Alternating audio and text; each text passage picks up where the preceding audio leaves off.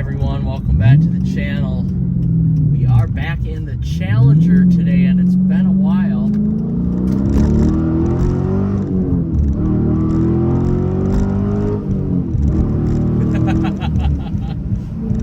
It's been a while since I've been in the Challenger, and with all of the stuff going on in my life here, I just haven't had time to drive it this summer. And that's okay, because this is a vehicle that I just love so much, and it really is just truly a blast to drive.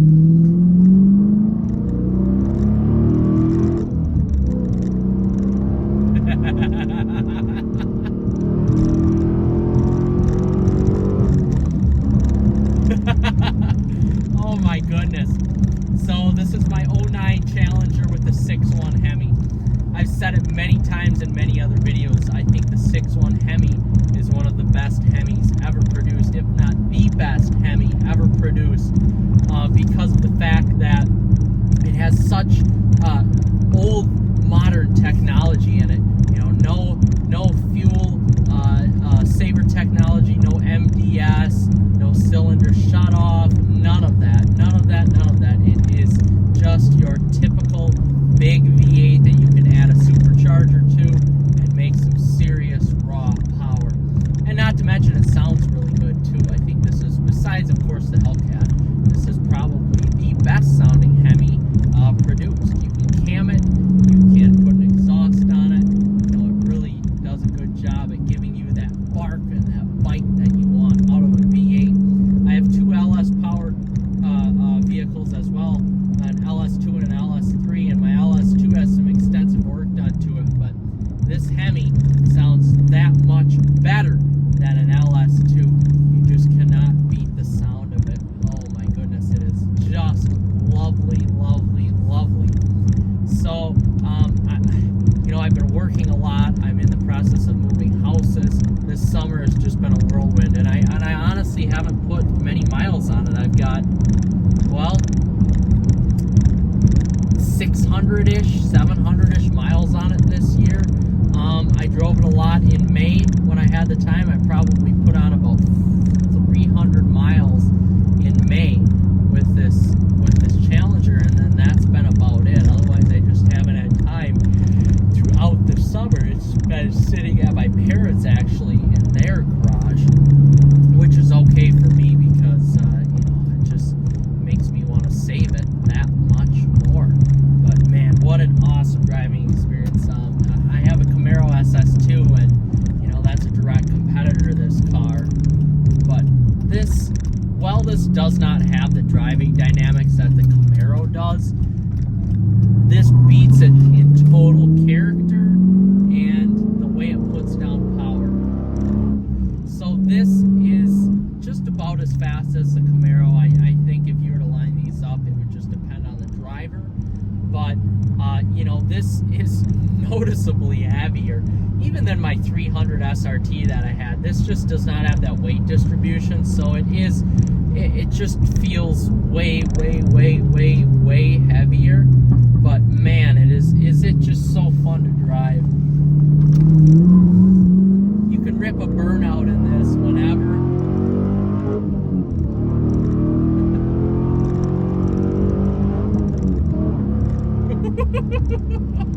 You can rip a burnout in this whenever you want. You can go really fast whenever you want.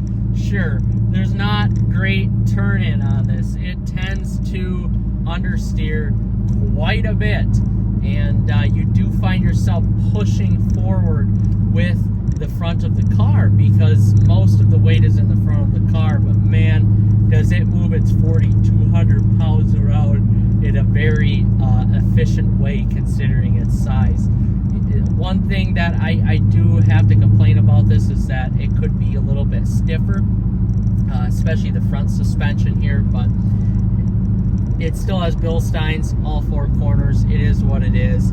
I just love driving this because of the fact that it's a muscle car. You're not trying to go around a track in this super fast. You're not trying to get from A to B super fast, unless of course you're going in a straight line. Then you will get there super fast. But this is just your classic American muscle car that really can, you know, if you want to do some weekend driving with this, you can go around some corners. You're going to have a little bit more play around those corners. It's not going to be precise, but what you're doing with the Challenger here, you're driving an experience. And because of that experience, it brings you back to a time when life was just way less stressful and you could just go out and every car company had a bazillion muscle cars. And the Challenger was, of course, one of the greatest ever made. And now, you know, they really don't have much for offerings anymore of any company. I guess essentially you have, for sports cars, you just have the CT4V Blackwing, the CT5V Blackwing, and the Corvette. You really can't even consider that Charger electric vehicle a muscle car. I guess the new, you know, maybe you can consider the new Charger a muscle car, but I wouldn't say so with that twin turbo inline six. You know, you just don't, you really don't get that Ford, of course, with the Mustang. You just don't get that a lot in cars anymore. So that's why I love this vehicle. It's just such a great daily driver even. There's so much room back here. There's so much space in these front seats, but yet they offer really great bolstering to hold you in place.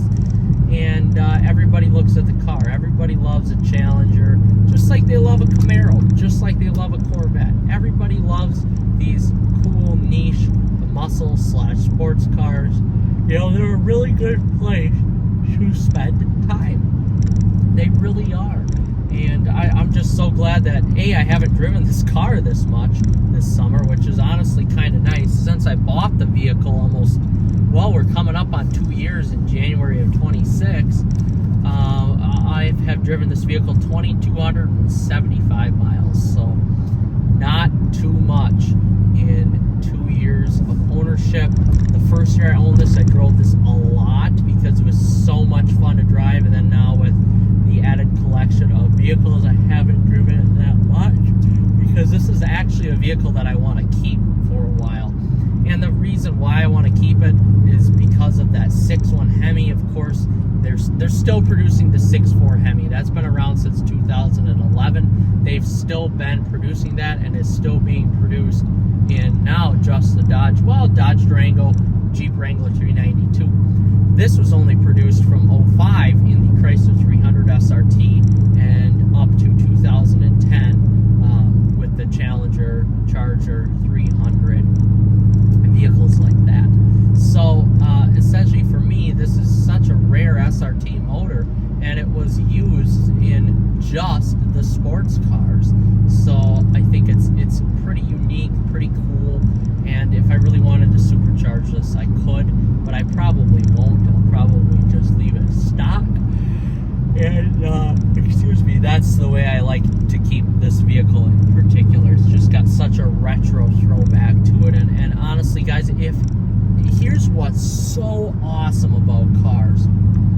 If you want to buy an older sports car, you've got so many options. Even on the American market, you've got so many options.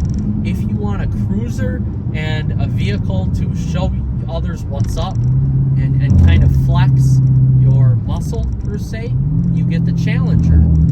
If you want the 4-door version of that, you get the Charger. If you want a 4-door precision V8 powered machine, you can get a Chevy SS. If you want the 2-door version of that, get the Camaro.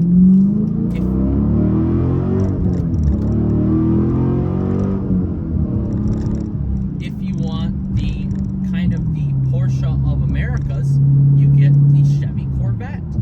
If you want I would say like a BMW M2, M3 fighter, Ford Mustang. There are so many different options out there. If you want understated V8 power, you know, similar to like Audi, you can get the Chrysler 300. It really is unique as to how many vehicles from the Americas you can choose that offer so many different different, characteristics, and it's lovely how many options we have on the market today. And I'm not going to be the one to tell you go out and buy a Challenger right now because it's that good, because everybody has different tastes on how they drive. And when I bought this Challenger, I thought this was the be-all end-all to my car search. But after driving more vehicles and getting a little bit more money in my pocket, this is not the be-all end-all. It's an attitude adjustment. You know, when I get in my C6 Corvette, that's an attitude adjustment from driving this vehicle. That's a precise machine that can get you from point A to point B, no matter how curvy the road is, very, very, very fast. That has long tube headers on it. That has a Flowmaster exhaust. That has a cold air intake. That's a precision track ready and track borne machine. When I get in my Camaro, that again gives you the point A to point B experience, but it gives you in a 2+2 version. So it's a larger version of a Corvette. Kind of splits the middle between this and the Corvette. You know, when you get into this is your Sunday cruiser, your weekend cruiser to cruise up and down the lake roads by, to cruise the backcountry back roads. You know, this is the vehicle that you want to do that in because it's comfortable, it's spacious, the seats are some of the best seats in cars, honestly, and you could do it all with a smile on your face. So do I have a favorite car?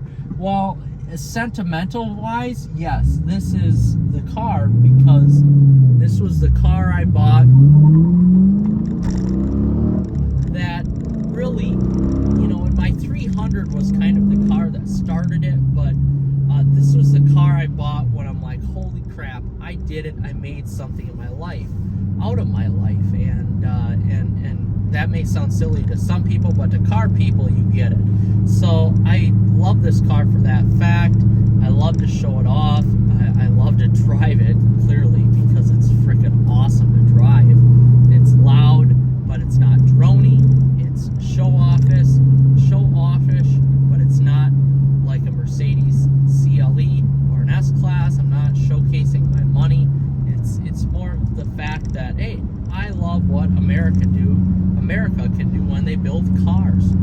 And that's why I fell in love with Mopar, and that's why I love this Dodge here. This Challenger is just amazing. It is so perfect. The paint is perfect. The interior is perfect.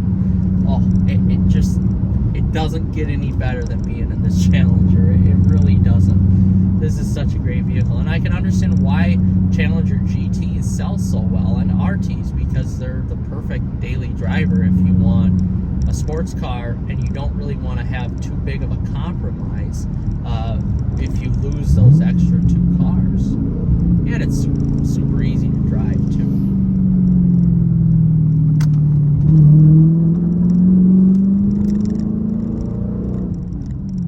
Oh, it just sounds so good. So guys, with that, I thought I'd give you this little Challenger update. It's been a few months here, and without further ado, I am going to leave you with a bag for liking and subscribing to the channel.